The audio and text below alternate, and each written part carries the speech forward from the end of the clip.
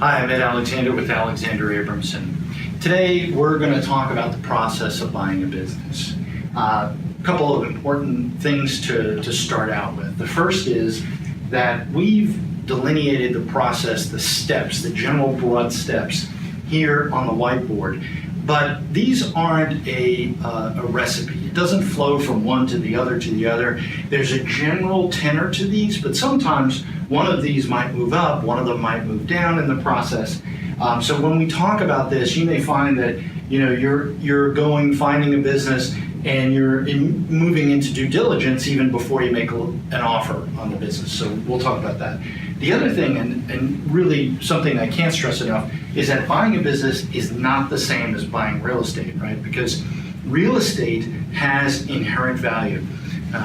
No matter what, a piece of property or a building or something along those lines will have some value, even if the roof is bad or the appliances are bad or something along those lines. A business, however, that doesn't perform will have little or no value. And as a result, we need to take this process very seriously in the purchase. First thing is finding a business. Now, most times today, you're going to find a business online, or you're going to be working with a broker. We're going to talk about working with brokers in a later video. But if you're working with a broker, you give the broker some details, some information, and they can go out and find a business for you. Once you've found a business that you're interested in, you're going to go and do a visit. You're going to get some information both from the seller and from the broker, and you're going to do a really back-of-the-napkin type preliminary analysis of that business.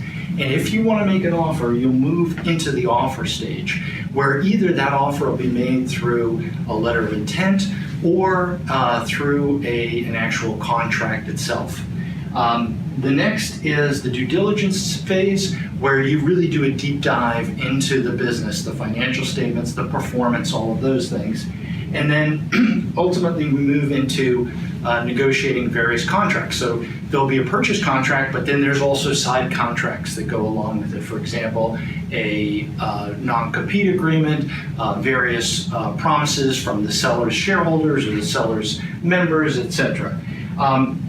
Once that happens, then we need to go get third-party approvals, right? And the third-party approvals typically look like the landlord for the location, or maybe it's a bank loan, or some other party that we have to be involved with. And ultimately, then we get to the closing, where we sit around the table, we sign a bunch of documents, money changes hands, and the keys are turned over to you, the buyer. Great. In the next video, we're going to talk about the team that's going to walk you through these processes. So see you then.